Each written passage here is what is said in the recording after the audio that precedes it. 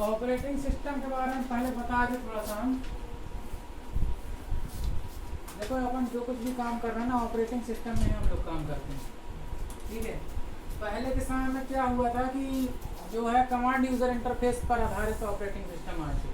मतलब हर काम को करने के लिए हमको कमांड टाइप करके मशीन को बताना पड़ता है कि भाई ये काम करना है।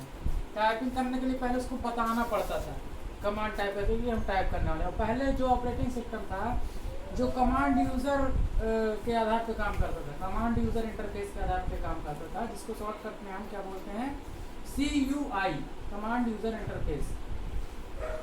उसमें क्या होता था, कोई भी काम करने के लिए कमांड लिखनी पड़ती थी और ब्लैक एंड वाइट स्क्रीन पर वो चलता था। जैसे कि ऑपरेटिंग सिस्टम हमारा डॉस हो गया, DOS, डॉस का फुल फॉर्म होता है डिस्क ऑपरेटिंग सिस्टम, जो कि एक ऑपरेटिंग सिस्टम है, ठीक है। यूनिक्स वो भी एक ऑपरेटिंग सिस्टम था, लगभग वो डॉस से मिलता जुलता था थोड़ा सा, है ना। तो इन ऑपरेटिंग सिस्टम में लोग काम कर रहे थे। फिर उसके बाद क्या हुआ, थोड़ा एडवांस टेक्नोलॉजी आई, लोगों ने, वैज्ञानिकों ने काम किया, थोड़ा सा उससे बेहतर टेक्नोलॉजी आई, GUI, graphical user interface. GUI का फुल फॉर्म हुआ ग्राफिकल यूज़र इंटरफेस। ग्राफिकल मतलब जैसे ग्राफिक का हिंदी में ट्रांसलेशन करोगे क्या निकलेगा, चित्रात्मक, ठीक है। मतलब चित्र के आधार पे, मतलब उसमें चित्रों को भी डाल दिया गया, आइकन्स को डाल दिया गया। तो ये जो अभी आप देख रहे हो स्क्रीन पे, ये कौन से उस पर आधारित है, GUI पर आधारित है ना, ग्राफिकल यूजर इंटरफेस पर आधारित है। तो अब हमको क्या है, शुरुआत में जो ऑपरेटिंग सिस्टम आए इसमें GUI में जो भी ऑपरेटिंग सिस्टम आए, तो उसमें था विंडोज़ 2000, विंडोज़ 98, विंडोज़ XP, फिर विंडोज़ 7, फिर विंडोज़ 7.8, विंडोज़ 9, विंडोज़ 10, ठीक है। अभी ये जो चला रहा है विंडोज़ 7 है ये, ठीक है। वो वाले सिस्टम में जो पड़ा है उसमें विंडोज़ 10 पड़ा है। एक्चुअल उसका कारण पता करने का ऐसा टेक्निक, हाँ, इंटरफेस से ही समझ जाओगे आप। जो हर देखो, हर जो ऑपरेटिंग सिस्टम कोई भी है, सबकी अलग अलग पहचान है, सबका इंटरफेस अलग है, सबका डिज़ाइन अलग अलग है, ठीक है। जैसे डॉस है, ब्लैक एंड व्हाइट स्क्रीन से ही समझ जाओगे यार ये तो डॉस है। यूनिक्स उसको देख के समझ जाओगे, सबका इंटरफेस स्क्रीन अलग अलग है, ठीक है। अब जैसे विंडोज़ XP जो है उसका स्टार्टिंग का पैटर्न अलग है।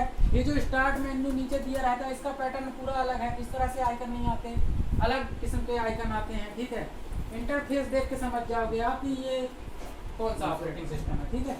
अभी ये विंडोज़ 7 हम देख के ही समझ रहे हैं कि विंडोज़ 7 है, क्योंकि विंडोज़ 7 भाई देखो, आप अगर काफ़ी समय से कंप्यूटर से जुड़े हुए हो, काम कर रहे हो, तो आपने XP में भी काम किया होगा, 2000 में भी काम किया होगा, 98 में भी काम किया होगा, 7 में भी काम किए हैं, 10 में भी काम किए हैं। तो आपको मालूम है कि किसमें किस तरह के चित्र होते हैं, है ना। उस आधार पे हम पहचान जाते हैं कि कौन सा ऑपरेटिंग सिस्टम है, और चेक भी हो जाता है कंप्यूटर में चालू करके, हम चेक कर सकते हैं कि कौन सा ऑपरेटिंग सिस्टम हमारे इसमें है, ठीक है। प्रॉपर्टी वो हम बताएंगे, प्रॉपर्टी देखना पड़ता है हमको जा करके अपने सिस्टम में, वो हम बताएंगे। अभी फिलहाल हम ये समझते हैं, देखो डॉस हम आपको खोल के दिखाते हैं सिस्टम में। डॉस खोलने के लिए हमको विंडो बटन के साथ R बटन दबानी है, ये एक विंडो ओपन हुई, इसमें हमको सिर्फ लिखना है CMD, ये इंटर कर दिए, डॉस खुल गया। देखो ब्लैक एंड व्हाइट स्क्रीन में खुला ना,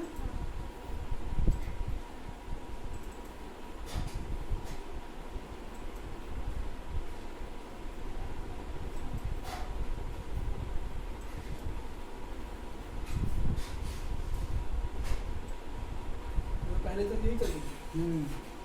अब इसमें देखो कोई भी काम करने के लिए हमको कमांड टाइप करनी होगी। जैसे कि कोई भी डायरेक्टरी बनाना है तो उसके लिए कमांड होती है MD का फुल फॉर्म होता है मेक डायरेक्टरी, लेकिन हमको MD लिखना पड़ेगा।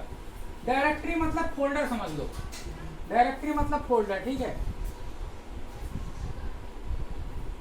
अब हम यहाँ पर C ड्राइव में बना रहे हैं, देखो C ड्राइव में यूजर के अंदर, डेल के अंदर हम एक वो डायरेक्टरी बना रहे हैं। तो डायरेक्टरी बनाने के लिए MD स्पेस दे दिए, सॉरी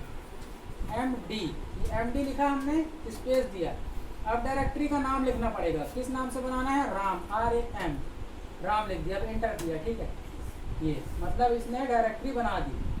अब हमको क्या करना है, इस डायरेक्टरी के अंदर जाना है, ठीक है। तो change directory, change directory CD Ram, ये राम के अंदर आ गया। मतलब राम नाम के फोल्डर को हमने खोल दिया, फोल्डर के अंदर है। अब यहाँ पर हम कोई फाइल बना सकते हैं लिखने के लिए, कोई चीज़ टेक्स्ट लिख के सेव कर सकते हैं। तो उसके लिए जो होता है, फाइल बनाने के लिए कॉपी कॉन एक कमांड है। कॉपी कॉन टाइप करके आपको फाइल का नाम टाइप करना होगा, तब फाइल बनेगी। फिर हाँ, मतलब कोई भी काम आपको कराना है, आपको टाइप करके उसको इंस्ट्रक्शन देने पड़ेंगे। अब देखो, हमने राम नाम का फोल्डर बनाया ना MD कमांड से, तो अब हम इसमें देखते हैं कि यूज़र के अंदर बना कि नहीं बना। देखो सी ड्राइव में पाथ वैल्यू क्या है, सी ड्राइव में यूज़र के अंदर डेल के अंदर है ना, ये यूज़र के अंदर गए, डेल के अंदर गए, डेल के अंदर जाने के बाद फिर इसी के अंदर राम फोल्डर मिलेगा, है ना, ये है। ठीक है, तो बन गया। अभी इसमें कोई फाइल नहीं बनी। अब चलो फाइल बनाने की कोशिश करते हैं एक बार। हालांकि ये काफ़ी पहले हमने किया था, हमको पता नहीं था कि इसकी कभी जरूरत पड़ी थी बताने को, लेकिन कोशिश करते हैं। ठीक है, कॉपी कॉन कमांड चलाते हैं, कॉपी कॉन। अब ये भी नहीं मालूम कि स्पेस तो नहीं रहता बीच में, कॉपी कॉन है, कॉपी कॉन। फाइल का नाम देते हैं इसमें सीता। ठीक है, एंटर करते हैं, बन गया फाइल इसमें। क्योंकि नहीं बना होता तो वहाँ कुछ एरर मैसेज आता है ना, बन गया। अब इसको हम कुछ टाइप करते हैं फाइल में। ठीक, हाँ यार, ये फाइल बन गई, खुल गई। अब हम फाइल में कुछ टाइप करते हैं। Welcome to my.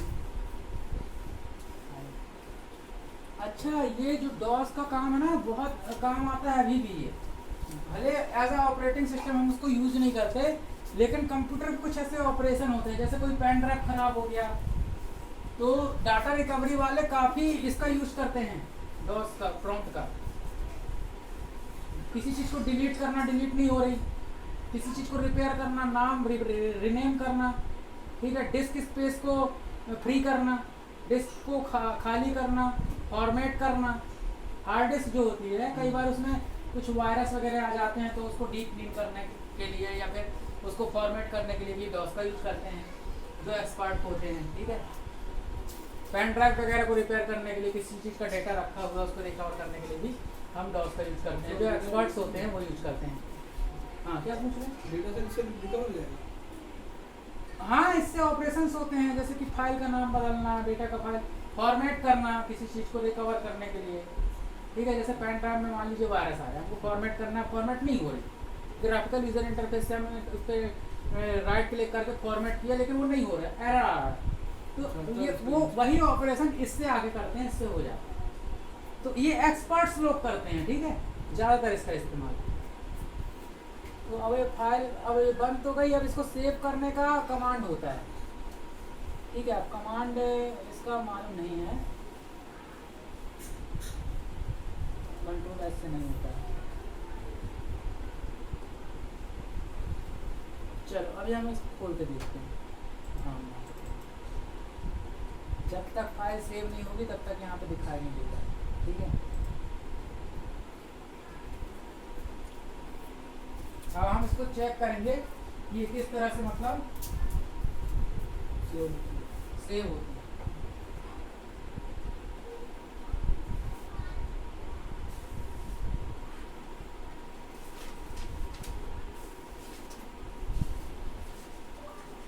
डॉस में फाइल को सेव कैसे करें?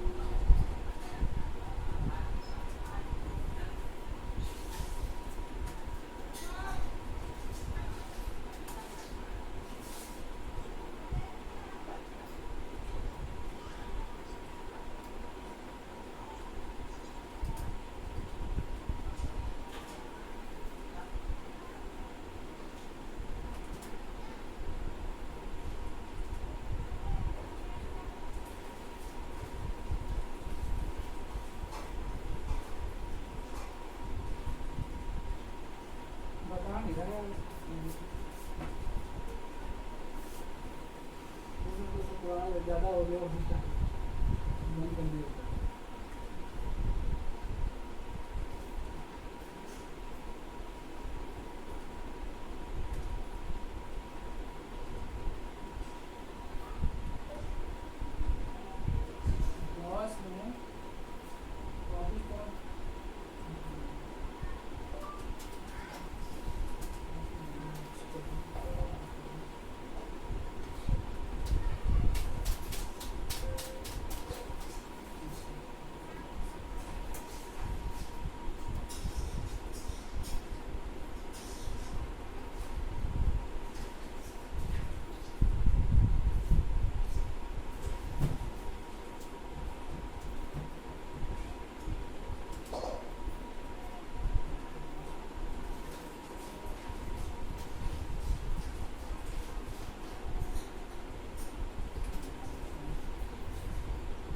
तो आपको समझ में आया ये GUI और CUI, कमांड यूजर इंटरफेस और ग्राफिकल यूजर इंटरफेस, ये चीज़ तो समझ में आई ना। अच्छा, ये जो हमारे ऑपरेटिंग सिस्टम है इसमें देखो, जैसे कि हमने बताया कि डॉस है, डॉस के अलावा यूनिक्स है, ठीक, ये जो कमांड यूजर इंटरफेस पर काम करते हैं। और जो हमारा ग्राफिकल यूजर इंटरफेस है उसमें कौन कौन से ऑपरेटिंग सिस्टम है? विंडोज़ 98, विंडोज़ 2000, विंडोज़ XP, फिर उसके बाद विंडोज़ 2000, 2003, फिर 2007, 8, 9, 10, इस तरह से बढ़ते जा रहे हैं। अभी मेरे ख्याल से विंडोज़ 12 भी आ गया है, ठीक है। इस तरह से ऑपरेटिंग सिस्टम आ रहा है।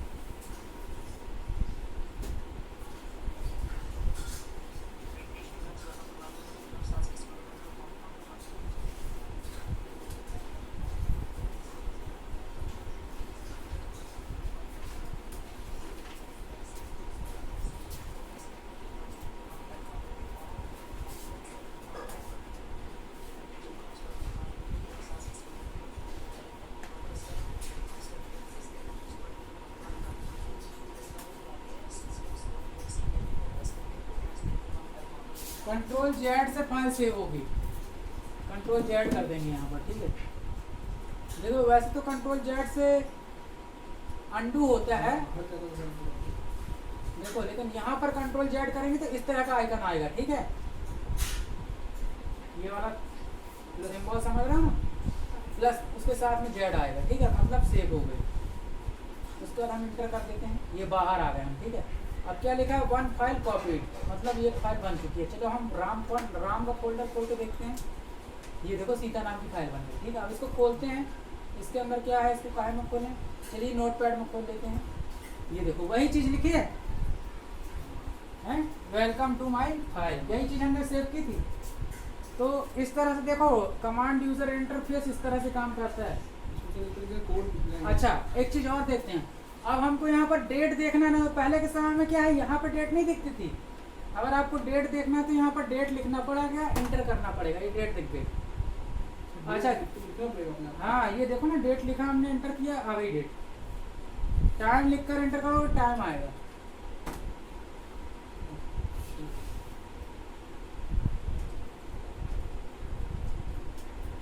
यहाँ पर चेंज भी कर सकते हो आप चीज़ों को, टाइम डेट को सेट भी कर सकते हो। अच्छा, इसमें और चीज़ होती है, मान लीजिए DIR चलाते हैं तो डायरेक्टरी दिखाया जाए, इस डायरेक्टरी यहाँ पे है नहीं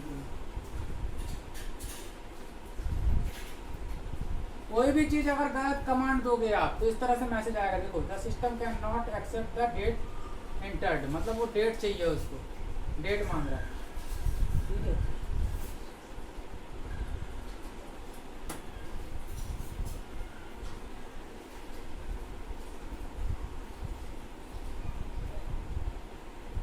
चलिए हम इसको डेट दे देते हैं।